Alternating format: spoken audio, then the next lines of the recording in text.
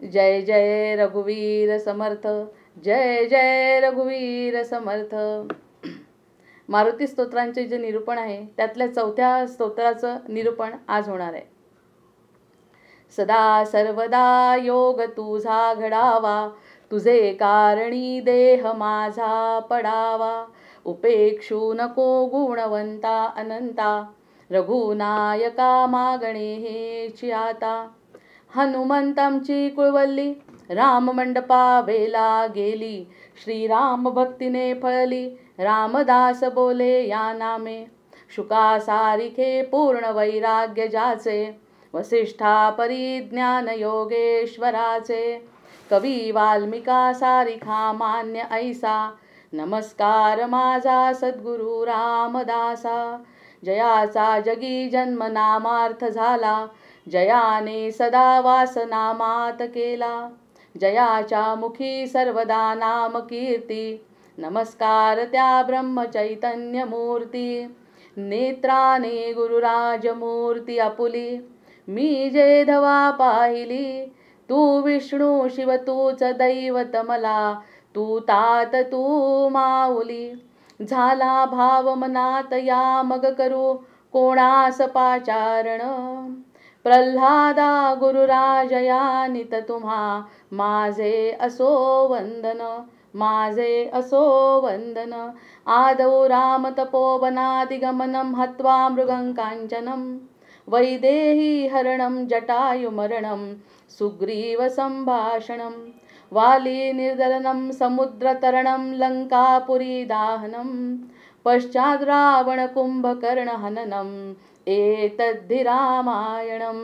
जय जय रघुवीर समर्थ, जय जय रघुवीर समर्थ. आजच्या निरूपणाला प्रारंभ करण्यासाठी आता पुन्हा एक अशी छान छोटीशी गंमत, आपल्याला आनंदाची गोष्ट आपल्याला कळेल की ज्या ठिकाणी आपण आता हा जो नमस्कार करतोय तो नमस्कार करताना श्रोत्यांपर्यंत पोहोचावा आणि श्रोत्यांच्या शुभेच्छा, वक्त्याचं बोलणं एकमेकांच्या संबंधित असावं, सगळ्यांना समजावं. यासाठी आपण नेहमी अनेन प्रियताम देवो भगवान जानकीपती श्रीरामचंद्र पूर्वेशाम अस्माकं कुलदैवतम, श्रोता वक्ता श्रीराम समर्थ, जय जय रघुवीर समर्थ असे जेव्हा आपण 2 हात जोडतो त्याची सुद्धा एक किमया आहे. या ठिकाणी आपला जो हात आहे त्या हाताला हा आपला आत्म्याचं बोट आहे. हे आत्म्याचं बोट आहे आणि हे जे बोट आहे ते बाकी ही जी बोट आहे देह बुद्धी चित्त ह्याची आहेत. आणि हे जे बोट आहे आपल्याला वाटतं उजव्या हाताचं गुरुचं बोट, पण डाव्या हाताचं जे आहे म्हटलं आहे त्यांनी अहंकाराचं बोट आहे. आता हे अहंकाराचं बोट आणि आत्म्याचं बोट जर एक झालं तर हे पूर्ण तयार होत आहे वर्तुळ. आणि हे म्हणजे आपली मुद्रा आहे. आपण जेव्हा ऋषीमुनी मुद्रा घ्यायच्या तेव्हा त्या मुद्रेचा अर्थ जर आपल्याला हा कळला तर हे जे बोट आहे ते अहंकाराचं आणि आत्म्याचं जर एकत्र आलं तर ही अशी मुद्रा तयार होते आणि बाकीच्या ह्या गोष्टी आपोआपच बाजूला राहतात आहे. म्हणून ऋषीमुनी ह्या मुद्रेच्या आकारामध्ये सतत जप आणि तपश्चर्या करायचे. आता ह्या हातामध्ये एवढी शक्ती आहे. 3 बोटं काय दाखवतात, ही 2 बोटं काय दाखवतात. हे माझा एक स्वतःचा एकटीचा हात झाला. हा जो हात आहे हा माझा हात आहे आणि जो ऐकणाऱ्याचा हा हात आहे ना तसाच अगदी पुन्हा अंगठा, बोट आणि ही 3 बोटं हे जेव्हा दोन्ही एकत्र येतील आणि हा एकत्र आल्यानंतर तुम्ही आणि मी वेगळं नाही असं ज्यांच्या समोर आपण हे हात जोडू त्या सगळ्यांना आपण एक तर लहान असल्यामुळे आशीर्वाद मागू आणि मोठे असतील तर आशीर्वाद देतील. पण तुम्ही आणि मी असं माझंच बोट जेव्हा एकत्र आणीन तेव्हा ह्या 5 बोटांनी कशाला आपण सांगितलंय ते सांगितलं. ते सगळं एकत्र झाल्यानंतर ती मुद्रा सांगितली. त्या मुद्रेचं वर्तुळ म्हणजे अगदी असीमित अमर्याद असं ज्ञान वर्तुळ पूर्ण होत आहे. ज्या वर्तुळावर आपण नेहमी बोलतो की अर्ध्या वर्तुळावर राहणं चालणार नाही, आपल्याला पूर्ण वर्तुळाचा विचार करायला पाहिजे. आणि असं पूर्ण वर्तुळ अहंकार आणि आपला आत्मा ह्यांना जर आपण जोडलं तर होणार आहे आणि उरलेली 3 बोटं आपोआप बाजूला राहणार आहे. अशी ही शक्ती असलेलं आपलं बोट एक तर टाळ्या वाजवून आपण भगवंताचं गुणगान करतो आणि त्यानंतर हा माझा हात आणि हा श्रोत्यांचा किंवा ऐकणाऱ्यांचा किंवा ज्यांना आपण नमस्कार करतो त्यांचा हात जर आपण एकत्र आला तर ती ही जी नमस्काराची मुद्रा आहे त्याच्यामागे किती मोठं विज्ञान आहे हे जर कळलं तर खरंच आपल्याला पुन्हा आपल्या संस्कृतीचा अभिमान वाटल्याशिवाय जाणार नाही. जय जय रघुवीर समर्थ. अशा पद्धतीने आपण अनेन प्रियताम देव म्हणून श्रोता वक्ता एक करून जेव्हा आपण एका पातळीवर येऊ, प्रत्येक गोष्टीला ना एका पातळीवर आल्याशिवाय ती गोष्ट आपल्याला समजत नाही. त्यामुळे त्या एका पातळीवर येण्यासाठी नमस्काराचं महत्त्व फार आहे. आणि त्या नमस्काराच्या आधाराने सद्गुरूंची कृपा घेऊन आपण आपल्या आजच्या निरूपणाला प्रारंभ करू. आता आजच्या निरूपणामध्ये आता हा दुसरा भाग असल्यामुळे आता स्तोत्र आहे. त्या ठिकाणी मागे ते मारुतीरायांचे जे पाय उमटले आहेत, त्या ठिकाणी ज्या खडकावरून मारुतीरायांनी समर्थांना दर्शन दिलं त्या ठिकाणी पाय उमटले, ती पावलं उमटली. त्यानंतर मौनी बाबांची जी चूळ भरल्या गेली त्या ठिकाणी त्यांचं श्रीराम जयराम जय जयराम हा त्रयोदशाक्षरी मंत्र त्या ठिकाणी उमटलाय. म्हणजे ही जागा अतिशय पवित्र झाली आहे. आधीच आपल्याला त्याचं किती पावित्र्य आहे त्याबद्दल आपण पूर्ण एक दिवसाचं निरूपण त्या ठिकाणी झालंय. मग हे सगळं असताना मारुतीरायांचं पाऊल आणि हा मंत्र या दोन्ही खुणा त्या ठिकाणी आहेत. समर्थांचा आशीर्वाद आहे. समर्थांचा जो मारुती आहे तो होता, आहे आणि राहणार आहे. जय जय रघुवीर समर्थ. ह्याला जागृत म्हटलंय कारण तो त्या ठिकाणी होता म्हणून तो सापडला आणि म्हणून त्या मनात त्या स्फूर्ती निर्माण झाली आणि त्यांनी त्या मारुतीची स्थापना केली. आता हे आपलं सगळं वर्णन ऐकल्यानंतर मागच्या वेळेस अगदी समर्थांची भूमिका आपल्याला कळली की समर्थांनी कोणत्या भूमिकेतून या मारुतीची त्या मारुतीला त्या ठिकाणी स्थापन केलं आहे. आता ते स्तोत्र आहे, त्या स्तोत्राचा अर्थ आपण बघणार आहे. अंजनी सूत प्रचंड वज्रपुच्छ काळदंड शक्ती पाहता वितंड दैन्य मारिले उदंड धगधगी तसी कळा वितंड शक्ती चंचळा चळवळी तसे लीळा प्रचंड भीमा आगळा उदंड वाढला असे विराट धाकुटा दिसे त्यजूनि शून्य मंडळा नभात पिंड आगळा लुळीत बाळकी लीळा गिळील सूर्यमंडळा बहुत पोळता क्षणी थुंकिलाच तत्क्षणी धगधगीत भूगोळे प्रत्यक्ष सूर्यमंडळे कराळ काळ मुखते रिपू कुळासे दुःखते रूपे कपी अचाट हा करील आट घाट हा सुवर्ण कट्टका सतो फिरे उदास दासतो झकझक दामिणी वितंड काळ कामिणी तया परी झळझळी तुळीत रोम जावळी समस्त प्राणनाथ रे करी जगासनाथ रे अतुळ तुळणा नसे अतुळ शक्ती विलसे रूपे रसाळ बाळकू समस्त चित्त चाळकू कपी परंतु ईश्वरू विशेष लाधला वरू स्वरुद्र शोभल्यावरी तया सकोण सावरी गुणागळा परोपरी सतेज रूप ईश्वरी समर्थदास हा भला कपी कुळात शोभला सुरारी काळ क्षोभला त्रिकूट जिंकिला भला. जय जय रघुवीर समर्थ. असं 11 श्लोकांचं हे जे स्तोत्र आहे ते प्रामाणिका वृत्तामध्ये आहे आणि वीरमारुती असल्यामुळे त्यांच्या मनातले जे शब्द आहेत ते शब्दसुद्धा अशा पद्धतीने जसं आपण कोणतं तांडव शंकराचं जे तांडव आहे यांनी केलेलं, रावणाने केलेलं स्तोत्र जे म्हणतो तशा प्रकारचीच याची रचना आहे. अंजनी सूत प्रचंड. हा जो अंजनीचा सूत आहे तो अतिशय प्रचंड आहे.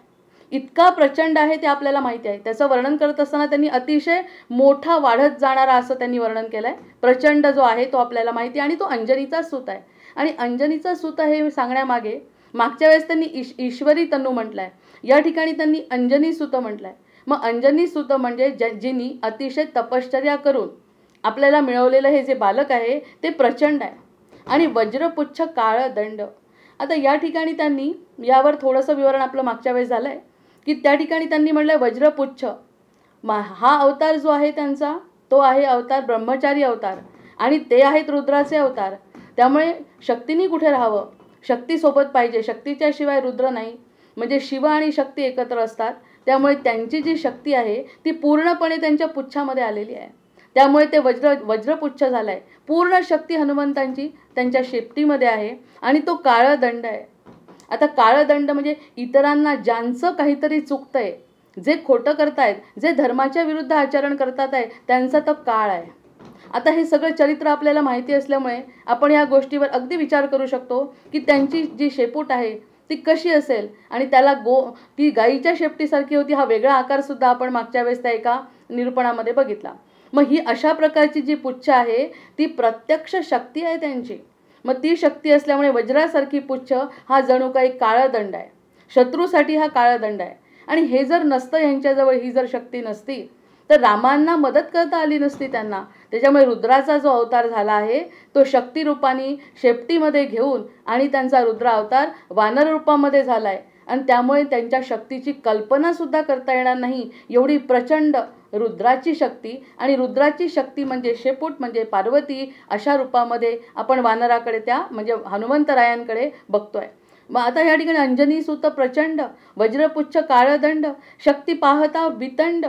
आता वितंड शक्ती त्याची अशी आहे, इतक्या वेगळ्या प्रकारची शक्ती आहे. सगळ्या राक्षसांचा आधी त्यांनी नायनाट केला.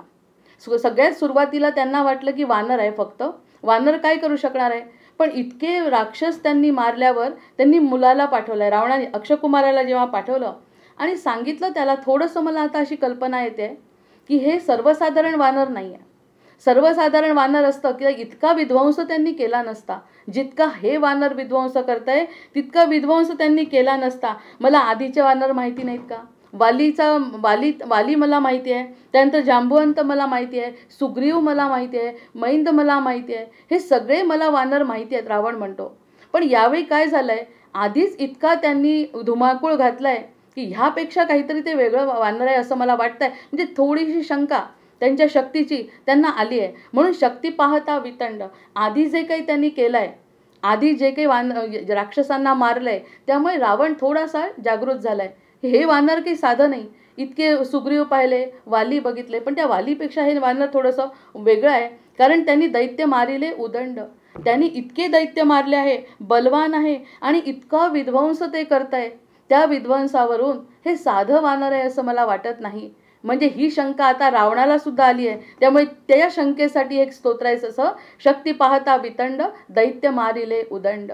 अतिशय जास्त प्रमाणामध्ये त्यांनी दैत्य मारले, दैत्यांचा विध्वंस केलेला आपल्या लोकांचा. मग आता मुलाला पाठवत असताना त्याच्याशी जेव्हा आपल्याला दोन हात करायचे आहे, तर जरा बाबा विचार कर. कारण आधीची वानरं यांच्यासोबतची आहेत, त्यांचा इतका माझ्या हाताखाली ती वानरं आहेत सगळी, पण हे जरा काहीतरी वेगळं वाटतंय. त्यामुळे जरा शांतपणे आणि वेगळ्या पद्धतीने विचार करून याच्यावरती तुला काहीतरी करावं लागेल. म्हणून त्याला म्हटलंय दैत्य मारिले प्रचंड. म्हणजे रावणाला सुद्धा जाणवायला लागलंय की आता इथे काहीतरी वेगळं आहे. आता धगधगी तसी कळा, वितंड शक्ती चंचळा, चळचळी तसे लीळा, प्रचंड भीम आगळा. आता ह्याला भीमाला या आगळा म्हटलेला आहे की धगधगी तसी कळा. आता सुरुवातीला जेव्हा ते उडी मारतात, म्हणजे जेव्हा त्यांना राग यायला सुरुवात होतो, तर सुरुवातीला केशरी रंगाचे दिसतात. जसं सूर्यबिंबाकडे धाव जेव्हा त्यांनी घेतली तेव्हा दोघांचाही एकच रंग झाला. कारण जेव्हा ते खालून उडून गेले तेव्हा त्यांचा रागामुळे किंवा क्रोधामुळे, म्हणजे काहीतरी मिळवायचं असल्यामुळे त्यांचा तांबूस रंग असा झाला असं म्हणतात. आणि त्यानंतर जेव्हा आणखी उडाले आणि जेव्हा सूर्याला गिळलं तेव्हा रंग असा लालबुंद झालेला आहे. मग हे धगधगी तसी कळा, त्यांचा रंग सर्वसाधारण नाही. जेव्हा हनुमंत दास्यभक्तीमध्ये असतात, जेव्हा रामांच्या समोर आहे एका रूपामध्ये, तेव्हा ते हात जोडून जेव्हा उभे असतात, अतिशय शांत त्यांचं चेहरा आहे, त्यांचं रूप अतिशय शांत आहे. आणि दासांना मित्रत्व वाटणारं असं त्यांचं जे रूप आहे ते बाकी धगधगी तसे कळा. जर त्याच्यासमोर एखादा शत्रू आला तर त्या ठिकाणी त्यांच्या रंगामध्ये बदल होतो आणि जणू काही प्रचंड अशा ज्वाळा निघतायत की काय. ही जी व्यक्ती उडते आहे ते वानर किंवा कोणतीच प्रकृती आणि आकृती न दिसता असं वाटतंय की जणू काही आगीचा लोळ उठतोय. असा धगधगी तसे कळा, वितंड शक्ती चंचळा. आणि ती जी शक्ती आहे ती एका ठिकाणी स्थिर राहत नाही. चंचल अशी वृत्ती जी बालमूर्तीमध्ये आपण बघितली, तशी चंचल अशी वृत्ती विध्वंस करत सुटली आहे. आणि समर्थांना याचा खूप अभिमान होतोय की आमचा हनुमंत कसा आहे. बरं, हे सगळं करत असताना तो हनुमंत फक्त रामकार्य करतोय. आणि एखादी गोष्ट जर घडली तर तो म्हणतो रामांमुळे माझी ही घडलेली आहे, याचं पूर्ण श्रेय म्हणण्यापेक्षा ही जी किमया आहे तीच रामायणची आहे म्हणतो. हा अतिशय महत्त्वाचा त्यांच्या मनामधला जो बदल आहे किंवा तो दास्यत्व आहे ते समर्थांना आवडतं. कौतुक करत असताना, त्यांच्या शक्तीचं कौतुक करत असताना प्रचंड असून सुद्धा भीम हा आगळा आहे, हा वेगळ्या पद्धतीचा भीम आहे. मग हा उदंड वाढला असे. आता या उदंड वाढला असे मध्ये हे जे रूप आपण बघतोच आहे त्याचं मोठं, पण जेव्हा सीतेचा शोध घेत असताना त्यांना सीतेचा शोध लागला की सीता कुठे आहे. मग त्यांना कसं वाटलं की आता आपण हे कार्य करतोय. आणि कार्य करत असताना सीतेच्या समोर जेव्हा उभा राहिले तेव्हा सीतेला सांगायचं होतं त्यांना, तर रामचरित्र गायन करायला लागले. रामचरित्र गायन केल्यावर थोडंसं सीतेला वाटलं. याचं कारण काय आहे की तिथे इतके राक्षस आहेत आणि सगळे मायावी आहेत, कोणी कोणतंही रूप घेतं. आता रावणाने नाही का या साधू वेशामध्ये सीतेला नेलं, तसं सीतेला वाटू शकतं की कोण आलाय असा.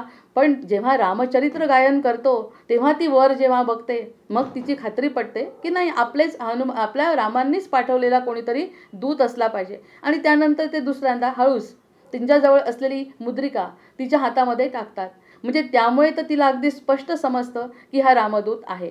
मग आता ह्या मायलेकरांची भेट आहे. म्हणजे आता त्यांची एकमेकांवरती पक्क पटलंय त्यांना की हे रामाचं कार्य करण्यासाठी आलेलं कोणीतरी आहे, हे मायावी राक्षस नाही आहे. मग हनुमंत समोर आले, नमस्कार केलाय सीतामाईंना. काय आनंद झाला असेल. त्याच क्षणी असं वाटतंय की रामांजवळ सांगून नेऊन द्यावं सीतामाईंना, असं वाटलं नसेल एखाद्या दूताला. मग त्याच्या मनात असं वाटलं की पुढचा मागचा काहीही विचार केला नाही त्यांनी. आणि त्यांनी सांगितलं, सीतामाई तुम्ही माझ्यासोबत खांद्यावर बसा, आम्ही रामांजवळ तुम्हाला नेऊन देतो. असं जेव्हा त्यांना म्हटलं तर सीता अर्थातच तिला सगळं कळतंय. आणि सीता म्हणे, एवढंसं वानर तू आणि इतकंसं वानर, तुझं रूप छोटं होतं जेव्हा त्यांनी सीतेच्या समोर आले, इतकंसं वानर तू मला कसा काय घेऊन जाणार आहे आणि रामांजवळ पोहोचवणार आहे. एवढा मोठा समुद्र उल्लंघून एकटा आला ठीक आहे, पण मला घेऊन कसा जाणार आहे. त्यावेळी आपल्या हनुमंतांनी बलाढ्य रूप पुन्हा त्यांच्यासमोर दाखवलं आहे. जितकं मोठं होता येईल तितकं मोठं रूप दाखवलं. आईला आनंद झाला. आईला वाटलं, अच्छा असं आहे का ते, ही आहे का रामचंद्रांची लीला. ह्या सगळ्या गोष्टी तिला आनंद झाला. त्यावेळी ते प्रचंड रूप त्यांनी घेतलं. मग हे उदंड वाढला असे हे सीतामाईंच्या समोर घेतलेलं रूप आहे. आणि ते कशासाठी घेतलं बरं, की मी काही मोठा आहे असं सांगण्यासाठी नाही. माई तू मला लहान म्हणते, पण मी तुला एका क्षणात घेऊन जाऊ शकतो. तू माझ्या खांद्यावर बस आणि मी तुला घेऊन जातो, हे म्हणण्यासाठी मी रूप दाखवतोय. कारण मला आता अशी घाई झाली आहे की तुमची आणि रामांची भेट व्हावी. पण त्याच क्षणी सीतेचा विवेक बघा कसा आहे, की हे सगळं शक्य असतं. तिला तिथे कंटाळा आलेला आहे, तिथे राक्षस आहे, पण मायलेकरांचे विचार कसे आहेत त्यांनी म्हणणं चूक नाही. कारण त्याला वाटतंय हनुमंतांना की लवकरात लवकर रामाची आणि सीतेची भेट व्हावी, ह्या बुद्धीतून त्यांनी म्हटलंय. कोणत्याही प्रकारचा विवेक तेव्हा त्यांनी वापरला नाही, कारण पुढचं कार्य रामांना करायचं हे ते विसरून गेले. मग सीतामाई त्यांना म्हणाल्या की मी असं करणार नाही, कारण हे असं करणं योग्य नाही. ज्यासाठी राम येणार आहे ते रामच मला घेऊन जातील, तुझा अपमान नाही. आणि तिला ते जे रूप बघितलं त्यानंतर तिला खूप बरं वाटलं की त्यांचा दूत जर असा आहे तर पुढे होणारी घटना किती मोठी होणार आहे. आधीच विध्वंस झालेला आहे, बरेच राक्षस रामांनी मारलेले आहे. त्यामुळे तिची मती आता स्थिर झाली आहे. आणि ती म्हणते हनुमंतांना, आता हा माझा निरोप त्यांना द्या की सीता इथे आहे, तुम्ही एकटे जा. म्हणजे त्यावेळी जे रूप दाखवलंय सीतामाईंना ते आहे उदंड वाढला असे. आणि दुसऱ्यांदा पुन्हा जेव्हा सुरुवातीला लंकेमध्ये आलेले आहेत, जेव्हा समुद्र पार करत होते, तेव्हा तिला पुन्हा सुरसा नावाची नागमाता भेटली. तर ती सुरसेला कोणीतरी परीक्षा घ्यायला ठेवलं होतं हनुमंतांची. जो कोणी इथून जाईल त्याला जाऊ द्यायचं नाही. मग त्यांनी जाऊ द्यायचं नाही, तोंड आ वासून बसलेली ती. मग तिच्या तोंडापेक्षा कितीतरी मोठा आकार हनुमंतांनी केला. आणि तिला समजायच्या आत तिने मोठा हात केलेला असल्यामुळे, तिचा आकार मोठा झाला असल्यामुळे तोंडातला, त्यांनी पुन्हा छोटं रूप घेतलं आणि त्यातून ते बाहेर पडले. म्हणजे ते म्हणाले, अगं तुम्हाला मोठा करून आत घ्यायचं म्हणते, खायचं म्हणते, प्रत्यक्षात मी आतमध्ये जाऊन बाहेरही आलो. मग तेव्हा तिला कळतं, अरे आपण ज्याची परीक्षा घेतोय तो म्हणजे साधी व्यक्ती नाही. आणि मग ती त्याला आशीर्वाद देते. म्हणजे हा रूपाचा जो परिणाम आहे तो हनुमंताच्या चरित्रात बरेचदा आलेला आहे. त्यामुळे त्यांनी म्हटलं की उदंड वाढला असे. अशा पद्धतीने जेव्हा जेव्हा गरज पडते तेव्हा उदंड होतात, जेव्हा जेव्हा गरज पडते तेव्हा ते लघु होतात, विराट धाकुटा असे. आणि त्याचवेळी सीतामाईंनी जेव्हा नाही सांगितलं तेव्हा विराट आणि धाकुटा असं दोन्ही रूप सीतामाईंना त्यांनी दाखवले. माई तुमचं बरोबर आहे, मी यावेळी तुम्हाला नेणार नाही, पण तुमचा जो संकेत आहे तो संकेत मी रामचंद्रांपर्यंत पोहोचवतो. अतिशय आनंद झाला आहे, कारण प्रत्यक्ष सीतामाईंचं दर्शन झालं आहे. रामच तर पहिल्यांदा भेटले आहेत, जे आराध्य दैवत आहे या वनात आल्यावर पहिल्यांदा राम भेटले. आणि लागलीच पहिलं कार्य केलं आहे हनुमंतांनी, तर हनुमंतांना सीतामाईंचं सुद्धा दर्शन झालं आहे. हे सगळं कशामुळे झालं आहे, त्यांच्या विराट होण्यामुळे आणि लघु होण्यामुळे. जी बाललीला आपण मागच्या स्तोत्रामध्ये आपण त्यांची ऐकली आहे. उदंड वाढला असे विराट धाकुटा दिसे, त्यजून शून्य मंडळा नभात पिंड आगळा. आता हे शून्य मंडळाला भेदून जाण्याची त्याची क्षमता आहे, कारण त्याच्यामधली ही जी शक्ती रुद्रावतार आहे. रुद्र सगळं लयाला नेतो. मग त्याच्यातले प्रत्येक गुण हनुमंतामध्ये आलेले आहे. आपण जसा विचार केला घरामध्ये की एखाद्या व्यक्तीमध्ये वडिलांमध्ये जे गुण असतात ते गुण मुलांमध्ये येतातच, त्याला DNA जे आपण म्हणतो. मग तसा हा रुद्राचा अवतार आहे, त्यामुळे त्याला हे सगळं करायचंच आहे. मग त्यांनी नभात आणि ते शून्य मंडळाला भेदून जातात. म्हणजे अगदी पूर्ण पृथ्वीच्या पार ब्रह्मांडाच्या पार जाणारे आपले हे जे हनुमंत आहेत ते नभात पिंड आगळा. असा कुणाचा पिंड आहे, कुणाचं चरित्र असं आहे जे हनुमंतांसारखं आहे? म्हणजे हनुमंतांसारखं कोणी नाही आणि हनुमंतांच्या सारखंच नाही तर हनुमंता श्रेष्ठ कोण असेल? म्हणून आपण आपल्या परंपरेत म्हणतो, जगी धन्य तो दास सर्वोत्तमाचा. दास आहे पण तो सर्वोत्तमाचा दास आहे. त्यांनी जसं सांगितलं तसं तो वागतोय आणि तसं वागल्यानंतर अतिशय उत्तम असे परिणाम मिळाले तरीसुद्धा तो काय म्हणतोय की हे माझं दास्यत्व आहे आणि ही सगळी रामचंद्रांची कृपा आहे. अशा पद्धतीने त्यांचं ते उदंड रूप त्यांनी 2-3दा नव्हे या रामायणामध्ये इतके वेळा, म्हणजे जेव्हा हा सुंदरकांड आणि अरण्यकांड सुरू झालं, जेव्हापासून हनुमंताची आपल्या रामायणामध्ये आलेले आहेत तेव्हापासून अशा वेगवेगळ्या रूपांचं दर्शन आपल्याला घडतं आणि त्या रूपाचं वीरमारुतीचं दर्शन या स्तोत्रामध्ये समर्थांनी केलं आहे. या स्तोत्रामध्ये जे वर्णन आहे ते भीमरूपीमध्ये तसंच्या तसंच आहे, पण याचं जे वैशिष्ट्य होतं या स्तोत्राचं, त्यासाठी आपला एक दिवस जो गेला आहे की त्याची पार्श्वभूमी अतिशय वेगळी आहे. विषय आणि शब्द तोच जरी असला तरी पार्श्वभूमी समर्थांची मनस्थिती मनोव्यथा वेगळी आहे.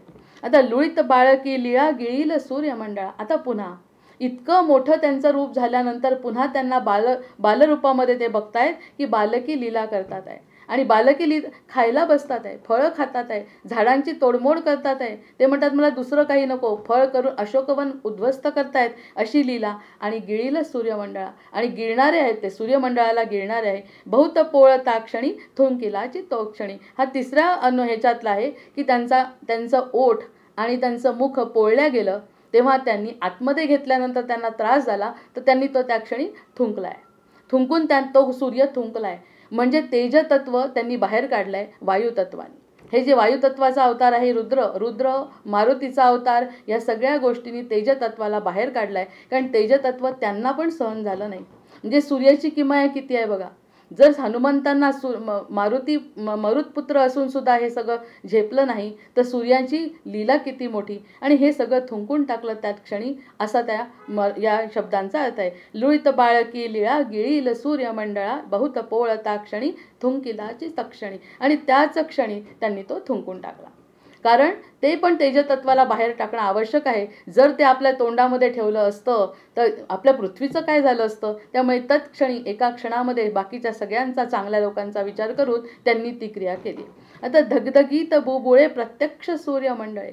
आता जेव्हा त्यांनी लंकेवरती स्वारी केली, जेव्हा त्यांनी उड्डाण घेतलं, जेव्हा त्यांचं खरं कार्य सुरू झालं तेव्हा त्यांची बुबुळं धगधगीत दिसत होती. या वानरांना ना एक सांगून ठेवलं होतं की वानरांना जेव्हा हनुमंतांनी सांगितलं एवढ्या मोठ्या सेनेला की आपल्याला रामचंद्रांचं कार्य करायचं आहे, सीतामाईचा शोध लावायचा आहे आणि आपल्याला अशा अशा प्रकारचं कार्य करायचं आहे, त्यातलं छोट्यातलं छोटं वानरसुद्धा ह्याच एका ध्येयाने प्रेरित होतं की आपल्याला हे कार्य करायचं आहे. असं एखाद्या हे जे संघटन आहे ना, ते संघटन खूप महत्त्वाचं आहे. आणि संघटन करणारा जो आहे, संघटन करणारा म्हणजे तो त्यांचा जो पुढारी आहे तो बाकी चांगला पाहिजे. मग त्यांचं ऐकून ते सगळेच्या सगळे चिडलेले आहेत.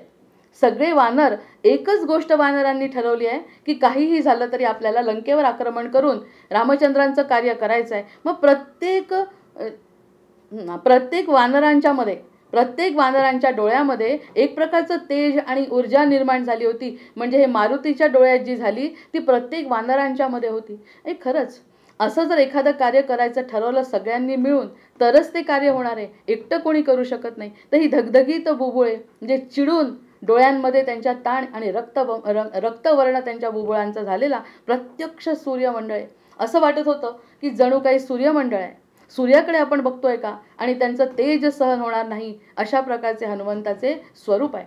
करार काळ मुख ते रिपू कुळासी दुःख ते. अशा प्रकारचं जे मुख आहे ते रिपुकुळाला रिपूनी बघितल्यावर, शत्रूंनी बघितल्यावरच तो काळ आलाय आपला असं समजायचं. ज्या ठिकाणी रावणाने मागे म्हटलं होतं की आलाय, काहीतरी वेगळं वाटतंय, हे साधं वानर नाही, हे जसं रावणाला वाटलं. जो त्यांच्या समोर येत होता युद्ध करण्यासाठी म्हणा किंवा रावणाकडून जो येत होता ते सगळे आधीच घाबरत होते.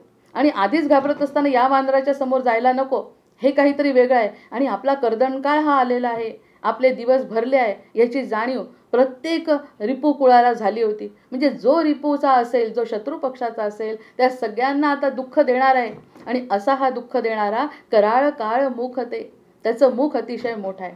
आता ह्या चारही कडेवांवर आपल्याला वीरत्व दिसतंय, त्यांचं वीररूप आपल्याला दिसतंय. आणि या वीररूपाची पूजा जो करेल, या वीररूपाला जो भजेल, त्यामध्ये सुद्धा एक प्रकारचं बल आणि वीरत्व प्राप्त होणार आहे, यात शंका नाही. कारण मुळातच जाज्वल्य असं चरित्र आणि लिहिणारे जाज्वल्य हनुमंताचे अवतार आपले समर्थ, त्यामुळे या गोष्टीला एक विशेष महत्त्व आणि एक विशेष पात्रता त्या ठिकाणी निर्माण झाली आहे. तर प्रत्येकाने आणि लंकेमध्ये जेव्हा शोध पूर्ण झाला तर त्याला असं वाटत होतं शोध पूर्ण होणे म्हणजे फक्त रामाचं कार्य करणे एवढंच नाही, इतरही गोष्टी आपल्याला चाचपडून पाहायच्या होत्या त्यांना रावणाच्या दरबारात पर्यंत पोहोचण्यासाठी.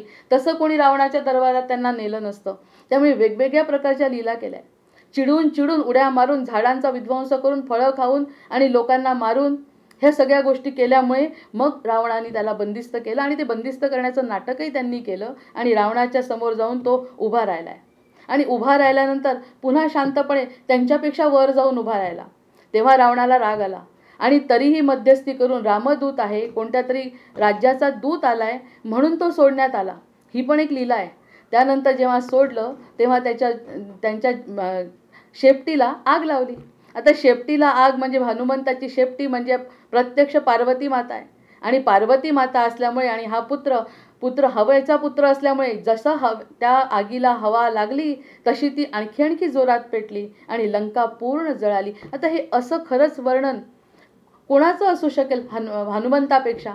आणि हे सगळं आपल्याला रामांच्या चरित्रामध्ये दिसतंय. त्यांचा आशीर्वाद घेण्याची आपल्याला जो संधी आहे, तर हे जे जाळलं आहे म्हणजे वाईटाचा नाश करणारे आमचे हे हनुमंत आहेत, त्यांनी लंका जाळली. त्या ठिकाणी पुन्हा एक मत आहे की जाळली पण सोन्याची लंका अधिकच धगधगीत व्हायला लागली. कारण सोन्याला आगीचं काही होत नाही. तेव्हा त्यांनी शनीला प्रार्थना केली आहे आणि शनीला सांगितलं, बाबा रे, मी जरी आग लावली तरी ती सोन्याची लंका काही जळत नाही, कारण सोनं आणखी छान चमकतंय, तर तू त्यावरती काहीतरी कर. आणि मग त्यांनी शनीनी त्या लंकेचा विध्वंस केला. म्हणजे शनी याच्या हाताखाली आहे हनुमंताच्या. म्हणजे जी शनीची 7.5 असते ती सुद्धा आपल्याला नाहीशी होते, कारण हनुमंताचं ऐकणारा शनी आहे. आणि शनीची सुटका लंकेमध्ये आपल्या हनुमंतांनी केली आहे. अशा प्रकारे नाटक करून हे सगळं समोर येऊन हे सगळं त्यांनी नाटक केलं आहे. प्रत्यक्षामध्ये त्यांनी हे जर नसतं केलं तर सापडलेच नसते, शेवटपर्यंत त्यांच्या शेपटीला आगच नसती लागली. बुद्धिमतां वरिष्ठम. त्यामुळे त्यांनी आपल्या बुद्धीने काम केलं आणि असे सगळं नाटक करून रावणाच्या समोर आले. आता ही सगळी लीला बघितल्यानंतर हनुमंतांचं कौतुक म्हणण्यापेक्षा अगदी आपलं शिर नतमस्तक होणार आहे. मग देहवाळ, आता लालबुंद पेटलेला अग्नी आणि धगधगीत रूप आपण कल्पना करतो. लहानपणी तर आपण असंच, जेव्हा 8-9 वर्षाचे होतो तर आमच्या वेळेस असे सिनेमा लागायचे प्रभातचे, ज्या ठिकाणी हनुमंतांचे सिनेमे, नवनाथांचे सिनेमे लागायचे. तर ती पेटलेली त्यांची शेपूट हेच त्याचं दृश्य असायचं आणि इतका आनंद व्हायचा. येताना प्रत्येक मुलगा हातामध्ये तिथे विकायला गदा असायचीच आणि ती गदा हातात घेऊन जय हनुमान करत घरी यायचे. कारण जितकं आपण त्यांच्याबद्दल पाहू, जितकं त्यांच्याबद्दल ऐकू, तर आपल्यामध्ये वीररसाची प्राप्ती होते. हा आपला अनुभव आहे आणि हाच अनुभव प्रत्येकाने घ्यायचा आहे. म्हणून ही रामचंद्र या समर्थांची जी स्तोत्र आहेत त्या स्तोत्रांचं मनन, चिंतन, पठण आणि त्याप्रमाणे वागण्याची कृती आपण करायला पाहिजे. म्हणजे वीररसाची उत्पत्ती आपल्याला होते. हे जे भगवतीला सांगितलं आहे सूक्ष्म रूपाबद्दल, तेव्हा त्यांनी सांगितलं की मी होऊ तर काही शकतो पण मी तुला नेणार नाही. मग आता जेव्हा त्यांनी उदंड वाढला असे विराट धाकुटा असे, यामध्ये एक असा वेदांत आहे. वेदांताचं एक रूप आहे. आपण म्हणतो ना, हे जे प्रत्येक वेळी जे आपलं कथा, पोथ्या, पुराण आहे, हे असे वाया कोणतीच गोष्ट जात नाही, त्याच्यामध्ये काही ना काही निश्चित निघतं. तर ही जगाची ज्योती आहे. हनुमंत आपण म्हटलंय राममध्ये, जेव्हा आपण राम आतमध्ये घेतोय शब्द, त्यानंतर जे हवा आहे ती हवा म्हणजे आपल्या शरीरामध्ये असलेले हनुमंत आहेत. मग ही ज्योती आहे. मग ती ज्योती आतमध्ये आहे तर आपल्याला सांभाळते आणि ती ज्योती दुष्टांचा नाश करण्यासाठी कसं रूप घेते ते वायुतत्व प्रधान आहे. आणि ती जी शून्य मंडळापर्यंत जाण्याची त्याची शक्ती आहे. म्हणजे आपल्या शरीरामध्ये जी कुंडलिनी शक्ती आहे, जी खालच्या बाजूला गेली तर आपला विनाश आहे. म्हणजे आपण फक्त दैहिक विचार करतो, संसाराचा विचार करतो, संसाराच्या वर विचार आपण करू शकत नाही. ही खालची शक्ती झाली, कुंडलिनीची शक्तीच आहे पण खाली आहे. जी जितकी खाली असेल तितका आपण खाली जातो, ज्या ठिकाणी ऱ्हास होतो. आणि कुंडलिनी शक्ती वर येणे म्हणजे ती शक्ती जागृत होणे. जसं हनुमंतांची शक्ती जांबुवंतांनी जशी विसरलेली शक्ती त्यांना आठवली, तसं वर आणण्याची सुद्धा शक्ती हनुमंतामध्ये आहे. मग हा जो वेदांत आहे त्या वेदांताच्या दृष्टीने जर प्रत्येक जीवानी या स्तोत्राचा अभ्यास केला तर कुंडलिनी शक्ती जागृत होणे, म्हणजे त्यांनी जसं शून्य मंडळाला भेदलं तसं ह्या सगळ्या संसारावर मात करण्याची शक्ती सुद्धा भक्तामध्ये येऊ शकते. हे जे अज्ञान आहे त्या अज्ञानाचा सुद्धा नाश ह्या स्तोत्रांनी होऊ शकतो, कारण हनुमंत तसे स्वतः शून्य मंडळाला भेदणारे असे आहेत. रुद्राचं स्वरूप आहे. रुद्र लय करतो सगळ्याची. आपल्या अज्ञानाचा लय करण्याचं सामर्थ्य जसं आता सध्या श्रावण महिना असल्यामुळे रुद्र आणि हनुमंत काही वेगळे नाही. त्यामुळे ते जे अज्ञानातून ज्ञानाकडे नेण्याचं जे कार्य आहे ते हनुमंत करतं. त्यामुळे या जगत ज्योती स्वरूप धारण करतात. हे जे सगळं काही दिसते शक्ती ती सगळी हनुमंताची शक्ती आहे. प्राणतत्व राम आहे. प्राणतत्व राम आहे, पण ही त्यांना सांभाळणारी शक्ती कोणती असेल तर ती हनुमंताची आहे. ह्या गोष्टीवरती आपण विचार केला आहे. म्हणजे शून्यत्वाचा सुद्धा, आणि शेवटी त्यांना असं कळतं की हे शून्यत्व आहे सगळं, याचा सगळ्याचा विनाश होणार आहे, तर त्याचा सुद्धा ते समर्पण करतात. कुणाला? रामांना. कारण तो दास ह्यासाठी महत्त्वाचा आहे की आपण जेव्हा दास्यत्व करतो, गुरुजींना म्हटलं एखादी गोष्ट की मी तुमच्या मनासारखं वागतो, तर तेवढ्यापुरतं मर्यादित वागतो. सगळ्या जर गोष्टी हातात आल्या, सगळी शक्ती आपल्यामध्ये आहे, रामतत्व आपण जाणतो, तरी सुद्धा ती शक्ती मिळाल्यानंतर ते रामाला समर्पित करतात दास्य रूपामध्ये. हे सगळ्यात मोठी गोष्ट आपल्या हनुमंतांकडून शिकण्यासारखी आहे. तोच आपला धर्म आहे आणि तेच आपलं कर्म आहे. म्हणून या स्तोत्राला विशेष महत्त्व आहे. शून्यत्वाचा सुद्धा त्याग करतो. एखादी गोष्ट मिळाली तिथपर्यंत पुढे गेलो, आपण खूप दिवस कष्ट केले, आपण खूप शिक्षण घेतलं, आणि शिक्षण घेतल्यानंतर जर एखाद्या त्या पदावर पोचल्यावर आपल्याला जर कोणी म्हटलं की तुम्हाला या शिक्षणाचा उपयोग करायचा नाही आणि तुम्हाला घरी बसायचं आहे, शिक्षणाचा काहीही उपयोग करायचा नाही, असं म्हटलं तर वाईट वाटेल? त्या आयुष्यभर ही गोष्ट लक्षात घेऊ की मी ज्यासाठी एवढे कष्ट केले ते कष्ट करून शेवटी आम्हाला घरी बसायला लावतायत. हे आपल्या व्यवहारातलं उदाहरण आहे. पण हनुमंतांचं तसं नाही. हनुमंत म्हणतात हे सगळं जे कार्य केलं एकमेवा द्वितीय असे हनुमंत असून सुद्धा शेवटी ते म्हणतात हे माझं नाही. रामांनी म्हटलं घरी बसायचं आहे, तुमच्याजवळ बसायचं आहे, दास्यत्व पत्करायचं आहे, मी माझी पूर्ण शक्ती विसरतो. काय मोठी गोष्ट आहे ही गोष्ट शिकण्यासारखी आहे. आणि ही गोष्ट विरुद्ध आहे आपल्या स्वभावाच्या, बुद्धीच्या अगदी विरुद्ध आहे. म्हणून आपण त्यांना म्हटलं होतं, आपण आपल्या मनाने विचार केला होता समर्थ समजण्यासाठी की नवल घडावे गे माये. मग हे जे नवल आहे त्यांनी काय नवल केलं की सगळ्या गोष्टी आपल्या मनासारख्या होऊन सुद्धा आपल्याला ते समर्पण करायचं ही भावना लक्षात ठेवली. जसं अर्जुनाचं झालं, नवल घडावे गे मागे, सतत नकार घेणं सोपं आहे. आणि त्यांनी जे विशिष्ट कार्य केलं आहे ते सगळे कठीण कार्य केलं आहे. आणि त्यांनी कधी नकार दिला आहे रामांना? कधीच नाही. त्राग्याने क्रोधित झाले आहेत कधी की माझं हे काम करताना तुम्ही वेळेवर मला सांगितलं आणि तो द्रोणागिरी आणताना 6 तासाची मोहलत मला दिली, तितक्या लवकर मी कसा येणार आहे, असं काही म्हटलं? अजिबात नाही. त्राग्याने क्रोधित होणं सोपं आहे, पण त्यांनी ते कठीण काम केलं आहे. अतिशय शांतपणे या सगळ्या गोष्टी घेतल्या आहेत. जबाबदारी नाकारणं सोपं आहे. त्यांनी जबाबदारी कोणती नाकारली? हनुमंतांनी आपल्या. त्यांचा जर आपण शिष्य म्हणवायचं असेल तर कोणत्याही प्रकारची जबाबदारी नाकारता येणार नाही. सर्व प्रकारच्या जबाबदारी आपल्याला पार पाडायच्या आहे. अविवेकी निर्णय घेणं सोपं आहे.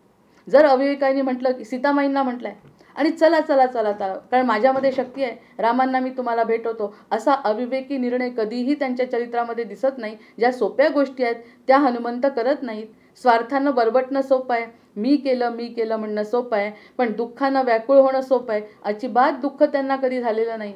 कारण रामकार्य करत असताना त्यांच्यावरचा समाधानाचा जो त्यांचा चेहरा आहे त्यामध्ये भक्त रंगून जाणार आहे अशा प्रकारचा. पण प्रेमानं समजून घेणं, रामांना समजून घेतलंय, त्यानंतर लक्ष्मणांनी रामांना समजून घेतलंय, रामांनी लक्ष्मणाला समजून घेतलंय. हे जे समजून घेणं आहे तो धर्म आहे आणि ते आपल्याला रामायण शिकवतं. स्वधर्म पालन करणं कठीण आहे. रामांना कठीण गेलं असेल वनवासाला जाणं, पण वनवासाला जायचं ठरवलं जसं त्यांना एका अर्ध्या तासात कळलं असेल त्यावेळी त्यांनी एका क्षणात निर्णय घेतला की आपल्याला हे सगळं वनवासातच जायचं आहे, आपल्याला राज्यत्याग करायचा आहे. बरं, नुसतं राज्यत्याग करायचं नाही तर आपल्याला हे सगळं सोडून वनात जायचं आहे. इथे सुद्धा राहू देण्याची क्षमता आपल्याला परवानगी दिलेली नाही. म्हणून सोप्याकडून कठीणाकडे जाण्यापेक्षा कठीणाकडून सोप्याकडे जाणे कठीण असते. या सगळ्या गोष्टी हनुमंत चरित्रावरून आपल्याला दिसतात. मग आपण म्हटलंय विरोधाचा भास असतो सत्य मात्र एक असते, हार जीत भास केवळ आनंद हेच सत्य आहे. आता ह्याची हार आणि जीत या दोन्ही गोष्टी बघितल्यानंतर हनुमंतांचा विजय म्हणजे रामाचा विजय हेच केवळ सत्य आहे. कुणी कुणाचा विजय केला, वाली का सुग्रीव, सुग्रीवाचा का केला, वालीला का मारलं, या सगळ्या गोष्टी विभीषणाला का सांभाळलं, ह्या सगळ्या गोष्टींचा जेव्हा हनुमंतांच्या चरित्रात विचार करतो तर सत्य आपल्या समोर प्रकाशित होतं. आणि सत्य प्रकाशित झाल्यानंतर आपली मुक्ती निश्चित आहे, कारण सत्याकडे आपला ओढा आहे. हा जो आनंद आहे, समाधान मिळत असेल तर ती कृपा आहे. पण हे आनंदाचे हे अश्रू परमपावन जणू तीर्थ, पुसतील दैन्य दुःखाचे परिपूर्ण जीवन सार्थ. ते दुःख खरे नव्हते हे पटले ह्या अश्रूंनी, ते सुखही शाश्वत नव्हते हे पटले या अश्रूंनी. हेच संतत अश्रू समर्पित तुम्हा व्हावे, तुम्हास वाहुनी मग हे जीवन सार्थक व्हावे. अशी सार्थकता जशी हनुमंतांची आहे तशी सार्थकता प्रत्येक भक्ताची असायला पाहिजे. ही भावना जर निर्माण झाली तर मग शेवटी त्यांनी जसं म्हटलंय तसंच, ही आस नसावी ती आस समर्पित तुम्हा, तुम्हीच जरा आनंदी हृदयात प्रगटला आता. मज झाड आनंदाचे असे गवसले असता, दुःखास कशी मग जागा, भगवंत हृदयी भेटता, भगवंत हृदयी भेटता. अशा प्रकाराने त्यांना जसा हनुमंत छाती फाडून रामांचं दर्शन घडवतात, तसा हनुमंत प्रत्येक हृदयामध्ये जर आपल्या हृदयामध्ये जर जाणवला तर या सगळ्या स्तोत्रांचा अर्थ आपल्याला कळणार की नाही. मग हे म्हटलं आहे तर त्यांनी लुळीत बाळकी लीला गिळील हे झाले, धगधगीत बुबुळे प्रत्यक्ष सूर्यमंडळे, कराळ मुख तो रिपू कुळासी दुःख तो, रुपे कमी अचाट हा करील आट घाट हा, सुवर्ण कट्टकास तो फिरे उदास दास तो. आता या ठिकाणी त्यांनी म्हटलंय हा उदास आहे. उदास कशाच्या बाबतीत उदास आहे हा हनुमंत, की आपल्या संसाराच्या बाबतीत, परमार्थाच्या बाबतीत तो अतिशय तयार आहे. पण ह्या सगळ्या संसारामध्ये जर त्याला विचार केला तर त्या ठिकाणी तो उदासीन म्हणजे साधूचं आयुष्य जगतो. त्या ठिकाणी त्याच्या चेहऱ्यावर कोणत्याही प्रकारची आशा, अपेक्षा, ममता नाही. पण जर कार्य सांगितलं तर त्यावेळी फक्त त्याचं रूप कसं आहे ते समर्थांनी आधी सांगितलं. याचं कारण पुन्हा सुवर्णकट्ट का असतो, त्याच्यामध्ये जन्मापासून बालब्रह्मचारी असल्यामुळे त्याच्या कमरेला जो सुवर्णाचा त्याचा जे आहे सुवर्णाचा अलंकार जो आहे तो त्याचा जन्मापासून आहे. त्याचं कारणही आपल्याला कळलंय की तो जन्मापासून असल्यामुळे तो ब्रह्मचारी खरा ब्रह्मचारी आहे, की त्याला त्याच्या मूळ अवस्थेमध्ये त्याच्या आईने सुद्धा बघितलेलं नाही. अशा प्रकारचा हा मारुती अगदी कट्टर ब्रह्मचारी आणि जगामध्ये जेव्हा तो वावरतो तेव्हा अतिशय उदास असतो. आणि जेव्हा त्याचं रूप बदलतं तेव्हा त्याचे डोळे, त्याचा रंग आणि त्याचं एकूण सगळं जे बदल होतो त्याच्या चेहऱ्यातला तो पाहून सगळे रिपुकुळातले लोक अगदी थक्क होतात, घाबरतात सुद्धा. आता या ठिकाणी दोन फरक आहे, समर्थ रामदास स्वामी आणि ज्ञानेश्वर. आता ज्ञानेश्वरांनी म्हटलंय खळांची व्यंकटी सांडो. आता ह्या सगळ्या लोकांना बदल होवं त्यांच्या जीवनामध्ये, त्यांनी जे वाईट आहेत ना त्या वाईट लोकांनी चांगलं होवं असं माऊली मागतात. आता हे म्हणतात आहे करील आट घाट तो, म्हणजे जसा जो असेल त्याला तसा शिक्षा करणारा आमचा हनुमंत आहे. रामांना जरी काही वाटत नसेल तरी रामांना जर आपल्याला यश द्यायचं असेल तर त्याच्यासाठी येईन केन प्रकारेण मी त्यांना ते यश देणार. माऊलींचं जे मागणं आहे तेही अतिशय उत्तम आहे, की ज्या ठिकाणी म्हणतात की बाकीच्यांमध्ये बदल व्हावा. पण प्रत्येकाच्या बाबतीत होतो का तसा? वाईट ते वाईटच राहतात. जुन्या काळाप्रमाणे जर विचार केला वाईट ते वाईट राहतात. कितीही चांगलं वागायचा प्रयत्न केला तरी कदाचित कधी कधी वाईट बदलणार नाहीत. म्हणून या ठिकाणी समर्थांचा हनुमंत जो आहे तो म्हणतो करील आट घाट तो, म्हणजे जसं वाटेल तसं येणं केनं प्रकारेनं मी त्या शत्रूचा विध्वंस करीन, मी त्याला बदलण्याची संधी एकदा देईन. पण एकदा कळलं की तो बदलत नाही आणि धर्माचरण करत नाही, धर्मावरती आघात करतो असं जर तो म्हणत असेल तर मी बाकी त्याला सोडणार नाही. म्हणून समर्थांचा हनुमंत जो बलवान आहे, बुद्धिवान आहे, विवेकी आहे आणि या सगळ्या गोष्टींचा विवेक करून धर्मकार्य करणारा आहे. बिलकुल शत्रूला असं म्हणणार नाही, सोडून देणार आहे. ज्या ठिकाणी त्याला धरायला पाहिजे, ज्या ठिकाणी त्याला शिक्षा करायला पाहिजे ती शिक्षा मी करणार. ज्ञानेश्वरांच्या नंतर असं म्हटल्यामुळे त्यांचे जे अनुभव त्यांनी घेतले असतील त्याच्यापेक्षा थोडेसे कडक आहेत आपले रामदास स्वामी आणि त्यांचा हनुमंत. जेव्हा त्यांनी असं म्हटलं पुणे आट घाट तो, म्हणजे खळांना संपवण्यासाठी मी येन केन प्रकारेनं सर्व.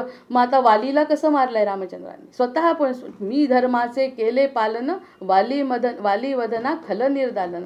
लोकांनी म्हटलं त्याला असं कसं मारता, हा एक प्रकारचा दोष तुम्हाला लागला. तर ते म्हणाले नाही, जर चुकीचं घडत असेल तर अधर्म जर तो करत असेल तर मी जशी पशुला जसं मारतात बाणांनी जंगलामध्ये, तसा हा पशु आहे. मानवी रूपामध्ये किंवा ह्यामध्ये पशुवृत्तीने जो वागतो त्याला मारणं माझं हे कर्तव्य आहे, असं रामसुद्धा म्हणतात आहे. धर्मकार्य करणारे राम म्हणतात, त्यांचाच सेवक हनुमंत असल्यामुळे तो म्हणतो जसंही काही करावं लागेल तसं आम्ही करू, पण दुष्टांचा नायनाट करू, हे त्यांचं तंत्र आहे. हा एक गुण त्यांचा शिकण्यासारखा आहे. म्हणजेच ते विनाशायच दुष्कृताम, जे कोणी वाईट करत असतील त्यांना आम्ही शिक्षा करू. झळक झक दामिनी वितंड काळ कामिणी, तयापरी झळझळी तुळीत रोम जावळी. आता या ठिकाणी एक शेवटच्या शब्दामध्ये त्यांनी म्हटलंय झळक झक वीज दामिनी. आता जेव्हा उडतात तेव्हा इकडे सूर्याची उपमा देतात आणि लागलीच म्हणतात जणू काही आकाशातून विजेचा कडकडाट झाला, अशी भावना निर्माण होते. त्यानंतर त्यांच्या अंगावर असलेले केस, त्यांच्या अंगावर वानर रूप असल्यामुळे त्यांच्या अंगावर असलेले केस बघून समर्थांना जावळीचं खोरं आठवलं. जावळीचं खोरामध्ये जसे झाड आहेत त्याच्या प्रकारचं असं घट्ट असं जाळं जसं काही विणलं जातं, तसं आमच्या हनुमंतांच्या अंगावरचे केस आहेत म्हणतात. म्हणजे प्रत्येक वेळी ते जावळीच्या खोऱ्यात होते, त्या खोऱ्यामध्ये जसं वातावरण आहे तसं मला हनुमंतांच्या अंगावर दिसलंय. अशा प्रकारचे हनुमंत समर्थांना दिसले. मग आक्रमण जेव्हा करतो वेगवान प्रचंड, ज्यांच्या अंगावर तो जाऊन पडतो त्यांचा तो जणू काही काळच होतो. आणि ह्या रोमारोमातून त्यांच्याकडे बघितल्यानंतर जेव्हा ते चिडतात आणि अंगावरचे केस त्यांच्या उभे राहतात, तर असं वाटतं की जणू काही ते जावळीचं खरंच आहे. म्हणजे अशा प्रकारची त्यांनी जावळी जो शब्द आहे तो आपल्याला लवकर समजत नाही. झळक झक वीज दामिणी वितंड काळ कामिणी, तयापरी झळझळी तुळीत रोम जावळी. जसं की त्याच्या अंगावरचे जे रोम आहेत ते रोम जसे चिडल्यामुळे उभे राहतात केस त्यांच्या अंगावरचे, ते जणू काही जावळीचं खोरं आहे असं म्हणतात. आता इथपर्यंत आल्यानंतर बघा, समस्त प्राणनाथ रे, असा हा जो आहे तो साधा व्यक्ती नाही आहे, तो सगळ्या जीवाचा प्राण आहे. कसा प्राण आहे आपण त्याच्यावरती एक वेगळं निरूपण केलं आहे की राम हे जर तत्व असेल तर रामांना सांभाळणारं जे वायू तत्व आहे तो श्वास म्हणजे हनुमंत आहे. तर तो प्राणनाथ आहे. सगळ्यांच्या मध्ये जो प्राण आहे त्यांना सांभाळणारा असा आमचा हनुमान आहे. करी जगा नाथ रे, आणि तो आहे म्हणून तो जाणीव करून देतो की राम आहे. राम आहे म्हणजे विष्णूचा अवतार आहे, अनंत कोटी ब्रह्मांडाचा नायक, याची जाणीव करून देणारे हनुमंत आहे. सगळ्यांना सनाथ करतात. जे आपण आपल्याला अनाथ समजतो, माझं दुःख समजायला कुणी नाही आहे असं जेव्हा म्हणतो, हनुमंत जर प्रगटला तर तो आपल्याला सनाथ करतो. समस्त प्राणनाथ रे, करी जगा सनाथ रे, अतुळ अतुळणा नसे, अतुळ शक्ती विलसे. हे पुन्हा आता उजळणी झाली आहे की अशा प्रकारची अतुलित असे बल असलेला, ज्याची तुलना समर्थ म्हणतात कुणाशीही करू शकत नाही असं दैवत नाही. अशा प्रकारचं सर्वगुण संपन्न असं दैवत नाही. रूपे रसाळ बाळकू, समस्त चित्त चाळकू, कपी परंतु ईश्वरू, विशेष लाभ धलावरू. कपी आहे, कपी रूपात आहे, पण तो ईश्वराचा अवतार आहे. ह्यावरती विश्वास ठेवा. म्हणजे त्या ठिकाणी आपण म्हटलंय की नुसता कपी कुळामध्ये फिरत असताना सुद्धा तो कपी नाही, तो ईश्वराचा अवतार आहे. त्याला वेगवेगळ्या पद्धतीने त्याला वेगवेगळे वर दिलेले आहेत. वेगवेगळ्या लोकांनी त्याला वर दिलेले आहेत.